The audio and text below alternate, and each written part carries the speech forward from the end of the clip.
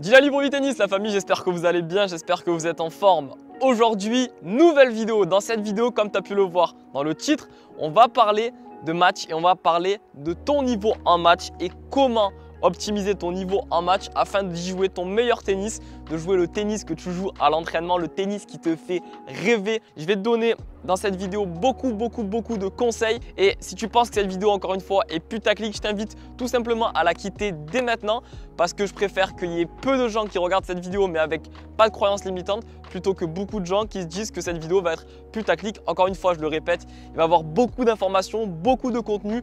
C'est une petite mine d'or sur comment aborder son match, donc avant, pendant et après son match. Donc ça va être une vidéo qui va être séparée en 3 parties principales: l'avant-match, pendant le match et après match, où je vais te donner plein de conseils afin d'y jouer du coup ton meilleur tennis. Si tu es nouveau sur cette chaîne, bienvenue, je m'appelle Djilali, je suis moniteur de tennis, diplômé d'État. Bienvenue sur cette chaîne, on parle de tennis, on parle de bien-être, on parle d'entraînement, on parle de tennis, de tactique, de physique, de mental. On fait des vlogs ici, on fait plein de choses, donc je t'invite à t'abonner si tu es nouveau. On est bientôt 1000 sur la chaîne, donc on est sur la dernière ligne droite avant d'arriver à 1K sur YouTube. Donc je t'invite à joindre et à prendre ton petit billet avant les 1000 abonnés. Sans plus attendre, on va commencer cette vidéo et en fait, je vais te donner d'abord pourquoi j'ai eu l'idée de faire cette vidéo. C'est que je me suis dit qu'il y a trop de joueurs et je pense que toi, tu dois en faire partie si tu regardes cette vidéo, qui en match malheureusement sont assez déçus de leur niveau de jeu par rapport à leur moyenne de tennis habituelle. On a tous déjà fait un match où on s'est dit mais attends, c'est pas moi qui suis en train de jouer, c'est pas mon niveau de jeu habituel.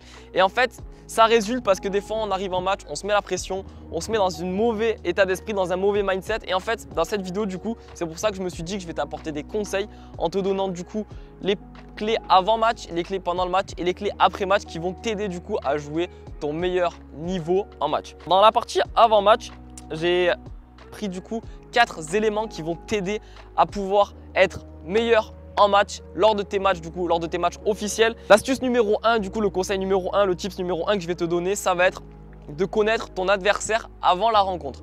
Si tu peux connaître ton adversaire avant la rencontre, que ce soit sur le tableau du coup de programmation du tournoi dans le club où tu vas jouer ou que ce soit en allant le voir en match, je te conseille de le faire parce que c'est quelque chose qui va te mettre déjà dans un état d'esprit où tu vas savoir un petit peu à quoi t'attendre. Ton cerveau, il va déjà imaginer le match probable que tu vas devoir jouer, surtout si tu as la chance, comme je t'ai dit, d'avoir le club qui est pas très loin de chez toi, donc le club où tu vas disputer le tournoi.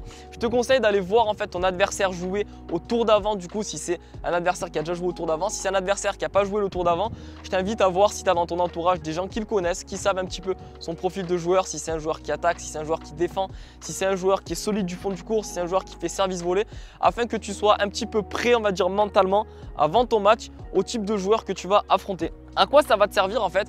Ça va te servir aussi à adapter légèrement ton jeu.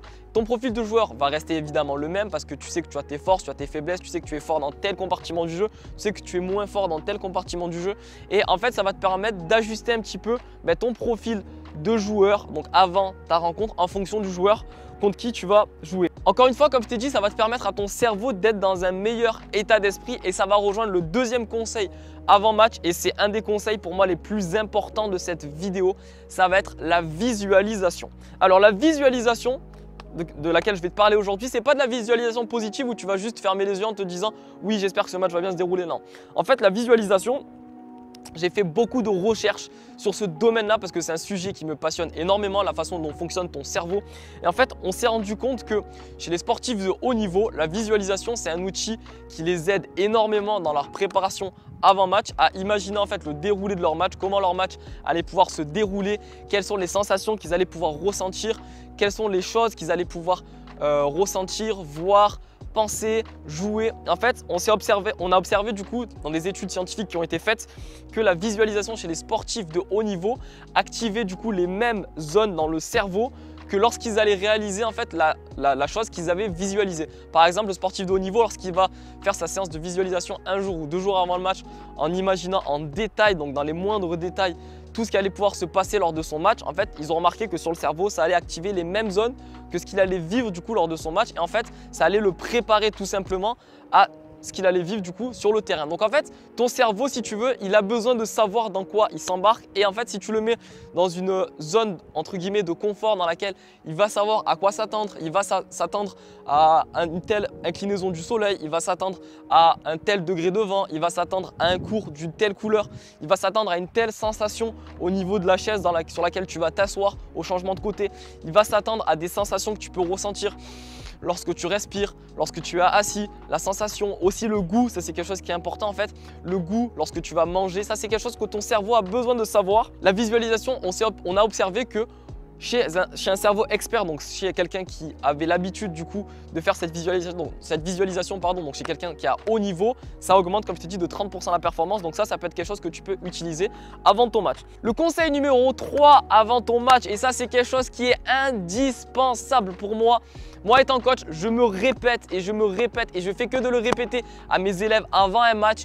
Tu es obligé de t'échauffer. L'échauffement, c'est indispensable avant ton match afin de jouer ton meilleur tennis. Tu ne peux pas arriver sur un terrain de tennis en étant totalement froid, que ce soit physiquement, que ce soit mentalement. Ce n'est pas possible, ce n'est pas possible. Encore une fois, sur l'échauffement, je t'invite à aller voir. J'ai réalisé une vidéo où je te montre une routine, un protocole d'échauffement. Je t'invite à aller le voir, je te le mets dans le i ici. L'échauffement pour moi c'est quelque chose qui est indispensable avant un match parce que comme je t'ai dit ça va pouvoir t'échauffer physiquement, ça va pouvoir t'échauffer aussi et ça on n'en parle pas assez, mentalement ça va pouvoir te mettre dans une spirale mentale où tu vas te dire je suis prêt au combat, je suis prêt à aller affronter mon adversaire, à rentrer dans des rallyes de 20, 30, 40 échanges s'il le faut pour gagner des points. Mais pour moi c'est quelque chose qui est indispensable. Tu es obligé lorsque tu fais un match d'être dans ta bulle et tu es obligé quand tu rentres sur un terrain de te mettre dans ton monde en fait à toi, et pour être dans ton monde à toi, il faut que tu fasses un échauffement. Pour moi, c'est indispensable. Encore une fois, ça va dépendre de chacun. On a chacun une sensibilité qui est différente à l'échauffement. Certains vont avoir besoin de s'échauffer beaucoup pour ressentir tous les muscles de leur corps qui sont en action. Certains vont avoir besoin de s'échauffer moins, mais il y a des basiques, que ça soit taper un petit peu au mur, que ça soit jouer un petit peu avec des balles, sentir la sensation de la balle. Tout ça, ça rentre dans l'échauffement. Pour moi, ça c'est quelque chose qui est indispensable. Et enfin, le quatrième conseil du coup sur ce que tu peux faire avant ton match afin de jouer ton meilleur tennis, ça va être de te mettre dans un bon mindset, dans un bon mood en fait. Quand tu rentres sur un terrain de tennis, il faut que tu saches que tu joues à contre, que tu joues à classement égal, que tu joues à perf, que tu joues contre un mec qui a 3 classements, 4 classements de plus que toi. Il faut toujours que tu gardes en fait cet état d'esprit où tu vas te dire je viens chercher du plaisir sur le terrain et je viens en fait m'amuser. En général, lorsque moi-même personnellement dans mon expérience en match, je suis arrivé sur le terrain dans un bon état d'esprit, dans un bon mindset en me disant mais écoute, je vais prendre du plaisir, je vais simplement jouer au tennis. Et comme je répète, jouer au tennis, les mots ont une importance. Je ne vais pas faire un match de tennis, mais je vais jouer au tennis. En fait, je rentrais sur le terrain en me disant que j'allais prendre du plaisir. Et c'est dans les jours comme ça en général où j'ai réalisé de belles perfs, où je suis sorti du terrain en étant content, en étant satisfait de mon niveau de jeu. Ça, c'est super important de te mettre vraiment dans un état d'esprit où tu vas te dire je viens chercher le plaisir. Et dans le plaisir, il y a la performance, parce que la performance et le plaisir, c'est deux choses qui vont ensemble pour moi en tant que coach. Donc c'est pour ça que je t'invite à avoir déjà le bon état d'esprit en rentrant sur le terrain.